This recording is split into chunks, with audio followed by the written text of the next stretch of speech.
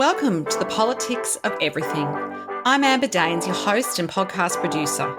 This is a half hour of power, a podcast dropping every week where I unpack the politics of everything, from money to motherhood, nutrition to narcissism, startups to secularism, the environment, quality, and much, much more. Our guests are seasoned in the field or topic of their choice, even if you've not heard of them yet.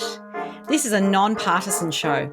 So while I love exploring varied views and get a buzz from a healthy debate of ideas, this is not a purely blue, white, green program. Please subscribe, tune in and enjoy the politics of everything.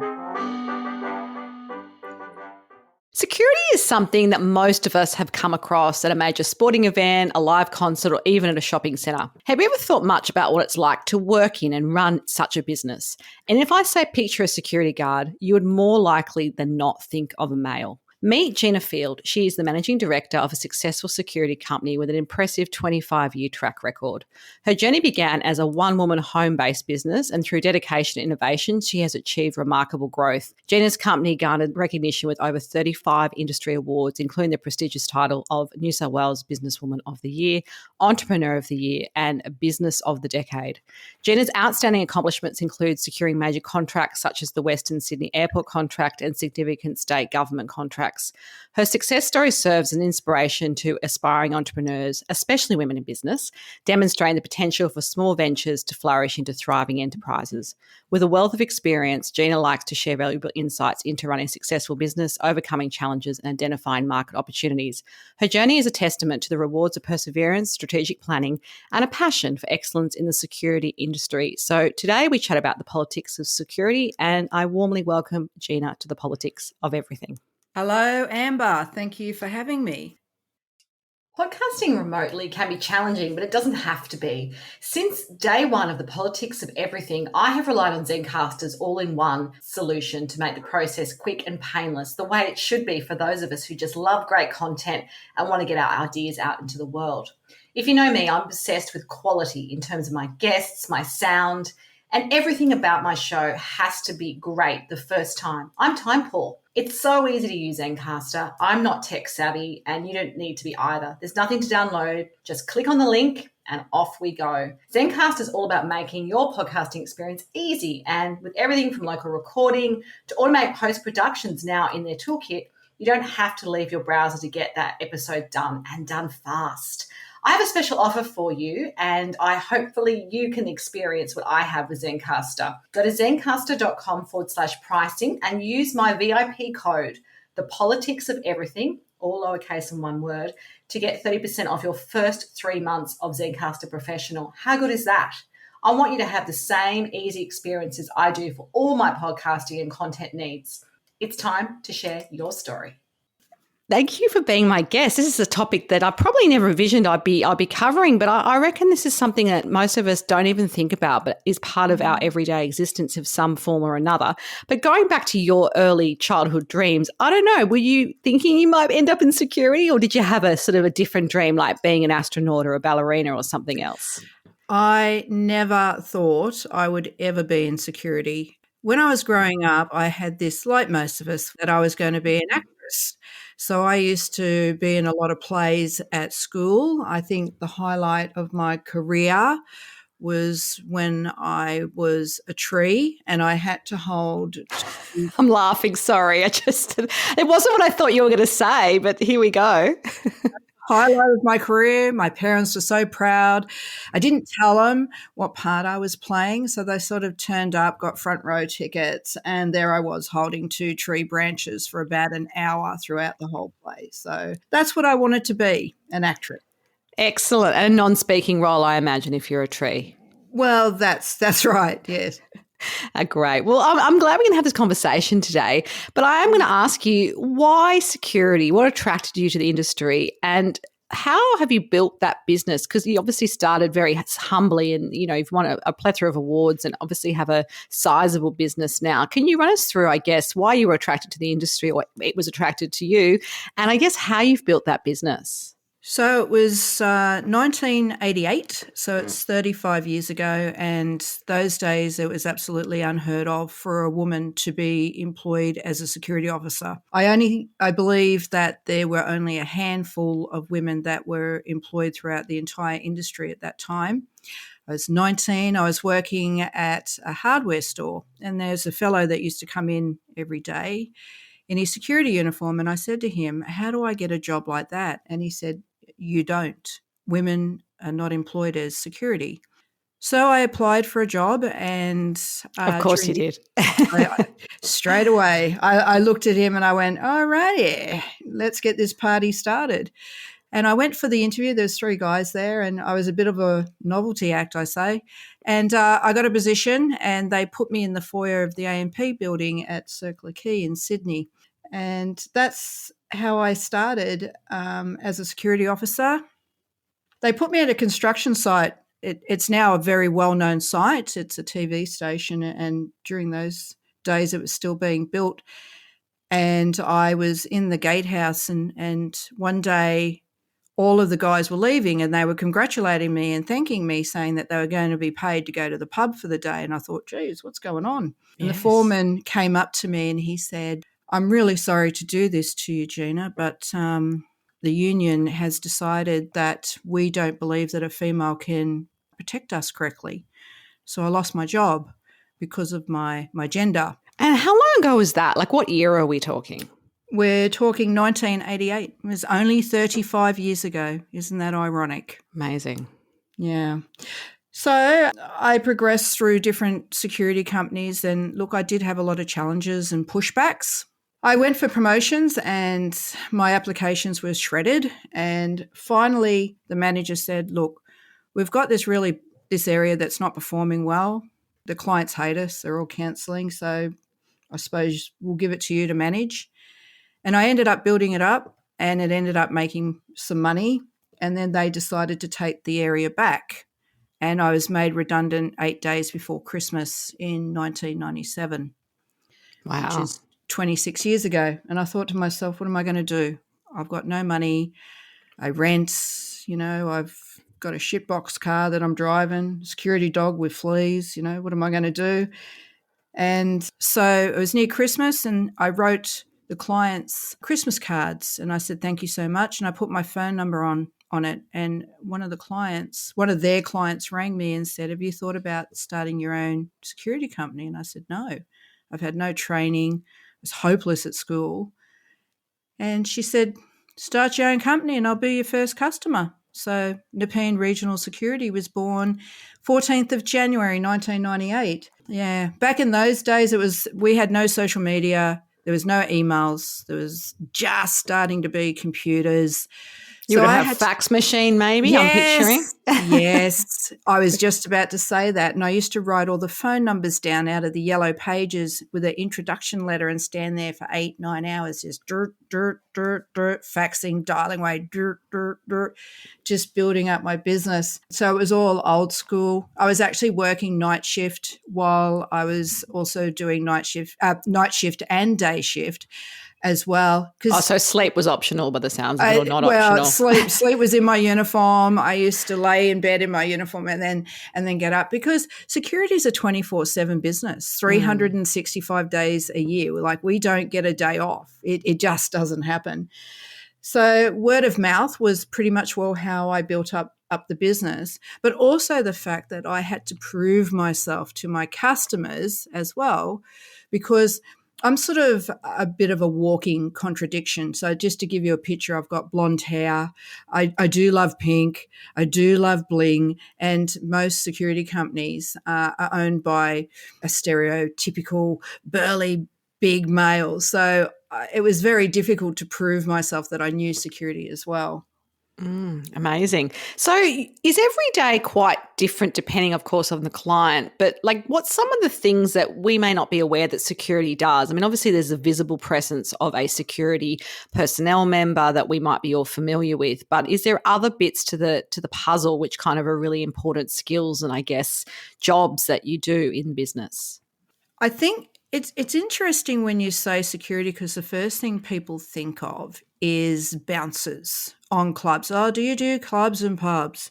Yes, I did in the old days, but I don't now. I used to take any job because I used to think some money is better than no money. But now I'm in the position where I can be a little bit more And you've got big picky. clients. I mean, you've got massive Yeah, contracts now. So that's a yeah. really different ballgame.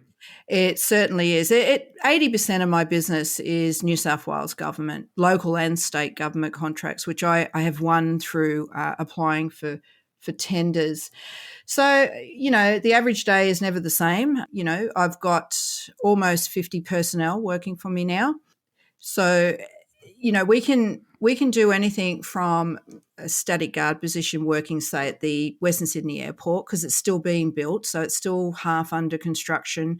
So we patrol around there. We have mobile patrols where we drive around to different buildings. We also do festivals.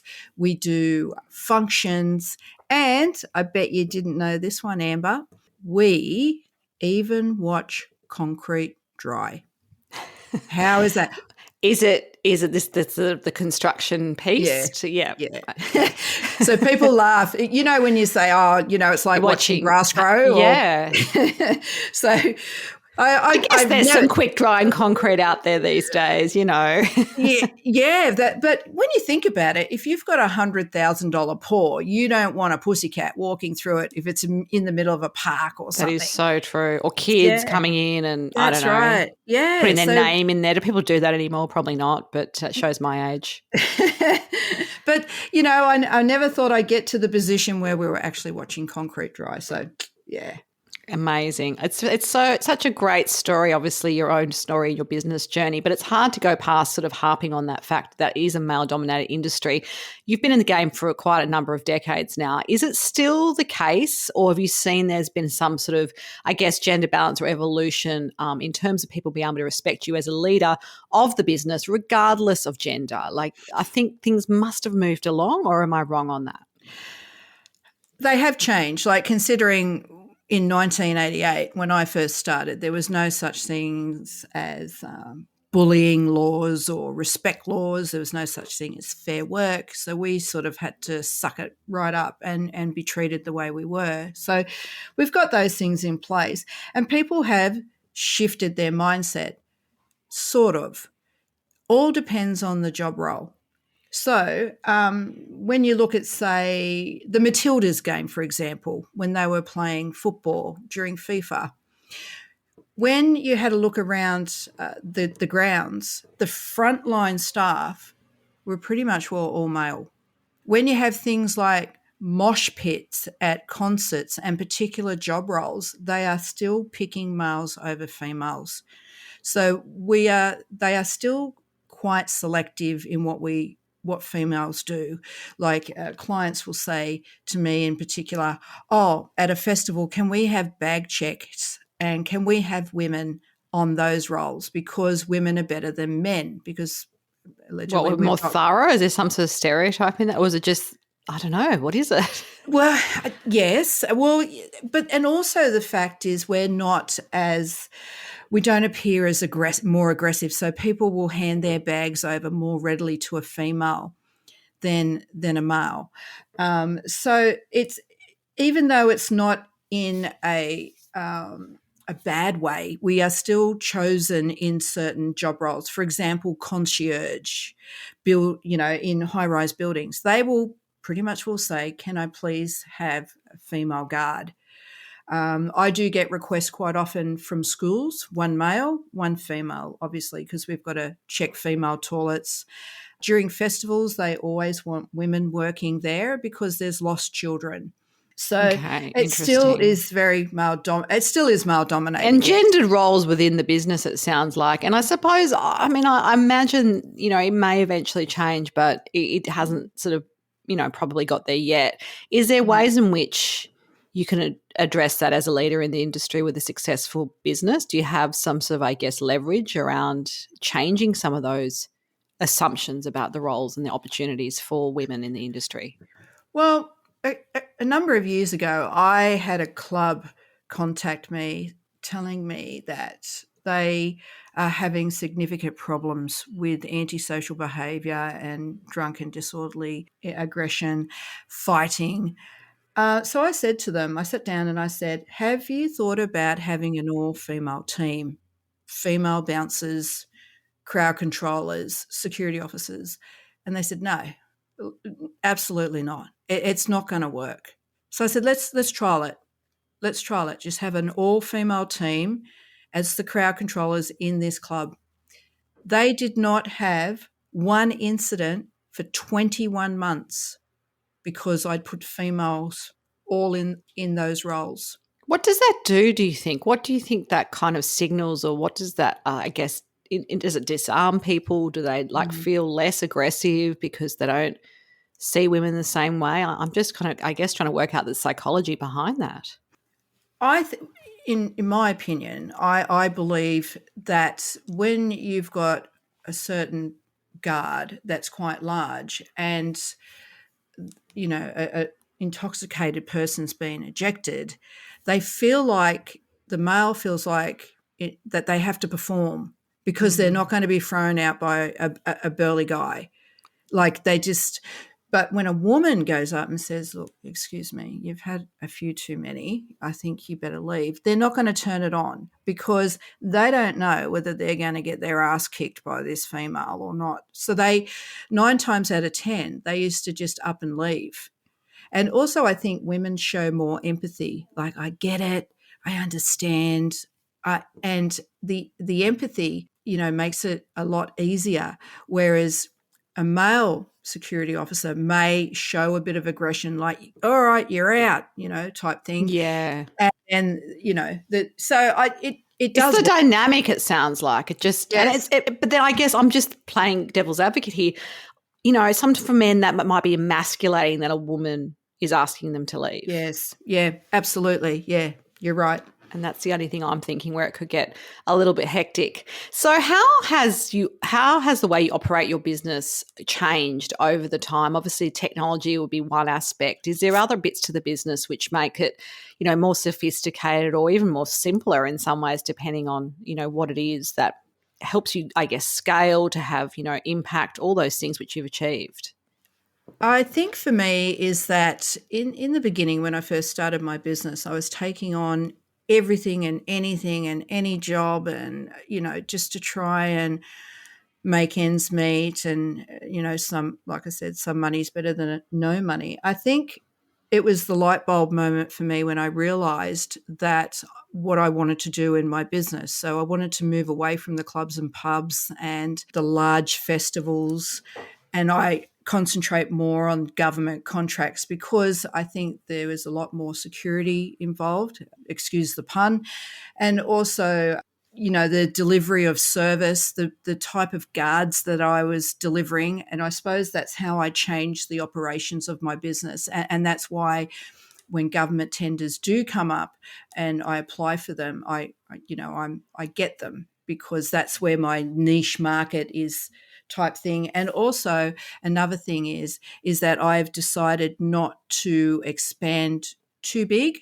I would rather deliver quality over quantity and make sure that my product is correct before expanding. I've seen a lot of security companies expand across Australia, and because they want to get bigger, that's their vision. Yeah, absolutely. Bigger's not always better, and I do know that from running my own agency. I sold a bigger agency and now run a micro business, which is actually more profitable, easier to kind of run, and less headaches, believe it or not. Yes, exactly right, particularly with staff, that's for sure. Yeah, absolutely. Well, that's very interesting. So what do you think makes your business successful or stand out? So, you know, if I was potentially going to, you know, see you in a pitch environment or a tender environment, as it might be for your sector, what would it be that you would say that you do that say, you know, the next security company can't just be about price or, you know, I guess some ways reputation comes into it, but is there pieces that you think that you offer that maybe nobody else does? Well, it's not that nobody else does, but I think my point of difference, and I started this a very long time ago, was entering business awards. So I just started entering local business awards, and winning categories. And then I went into the state awards and I won that. And then I entered in the Australian Champion Awards and I won those. So, as you said, I've got 35 industry awards. It's a lot of awards. And that takes a lot of time. I know that as well. Yeah. Like it's, filling in awards and the amount of detail you need to stand out can actually almost be a full-time job sometimes. I actually really enjoy the process because I've actually forgotten how hard it was and how I really had to work some really, really long hours, to build this business up.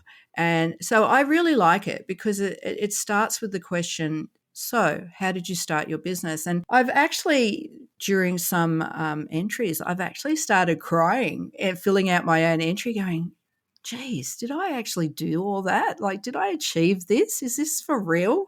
Yeah. So it's a really, really it's a good nice chance to process. reflect. And I get that as well. I can imagine that. And particularly over such a long period of time, you would have seen many peaks and troughs in your business as well.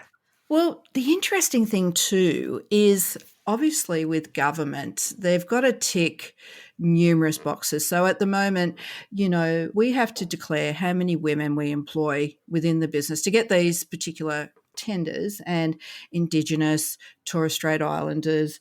So I think too, my point of difference is that there's only a handful of solely owned security companies in New South Wales that are run solely by a woman. And I believe there's probably only 5 or 6 that are purely operational, the same as me. So that is now my point of difference. So back years ago when I had to prove myself, now they're saying, oh, wow, we're actually ticking this box because we've got a female-owned security company that actually provides our security.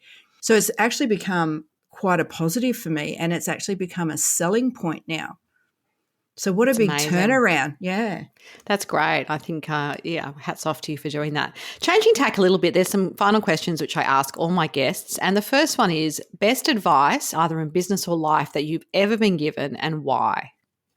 Oh, look, there's so many. But there used to, when I first started my company, there used to be a fellow that owned a security company as well. He wasn't a competitor. We worked in alignment together, and we were standing outside the 7-Eleven. It was 3 o'clock in the morning, and I'll never forget. He said to me, Gina, I've seen him come and I've seen him go, and expansion is not success. And it's always stayed with me. And I think that's the reason why I've kept my business the size it is. I mean, I've had the chance to. So how many people roughly work in your business in terms of the size? I mean, I guess you've got different contractors and things as well, but about 50 people, about 50. And then when I can have an event, I can have up to 100 people working for me. Yeah. Interesting. Yeah. It's really good advice. And I think if it comes from someone that you respect as well, obviously that has more merit. Yeah, I think, I think for me, I see a lot of people and look, this is textbook stuff, and textbooks they don't always work. So I'm still the face of the business. I work in my business 7 days a week. I keep my finger on the pulse. I lead by example. Now, this is a really important one. If you've got 50 people working for you and I'm sticking on Facebook on a Sunday that I'm on a $20 million yacht sipping moe and they're working on Christmas Day, they are not going to have respect for you. So I still make sure that I still put my uniform on and I go and work alongside my troops. So I lead by example, and it's a really important thing. Respect, even though employees are money driven, we all are. We're all money driven. We have to live. But there's also they have to have respect for their leader. Is their leader going to go out of those trenches first? And you'll find that your troops will follow you. And I believe that has been the total success of my business. I mean, I've got staff that are still with me. They've been with me 25 years. That's amazing. That's a sign. They'd have a choice to work somewhere else. Of course they would. Yeah. Absolutely. I mean, there's so many. I mean, there's 5,500 security companies in New South Wales. They can go and work anywhere, but they stay with me because, one, I treat them with respect. I treat them like a family. They're not a number to me. I know their names. They don't have employment numbers. They have names. They have personalities, and I make sure that I know them. I know their families. So, and they like that. Absolutely. The personal touch always makes people stand out, I believe. So if we spoke again in a year's time, Gina, don't tell me it's another business award, by the way, what would you have liked to have achieved? Maybe one big goal, and why that goal is so important to you? Oh, this is I a mean, you've loaded already done so question. much, I know, but I always think sometimes people have a personal goal as well. It's not even about, what they do in their day-to-day business. I think, look, it's 25 years this year. I always said at 20, if I made it to 25 years, that I would start thinking about scaling the business down a little bit. I can't remember the last Christmas I had off or New Year's. So I think for me, a personal goal is that I can step away from the business a little bit more. I know I've just contradicted myself, but I'd like to be able to step away and maybe have some more work-life balance, because really at the moment I don't. So these are the personal goals that I want.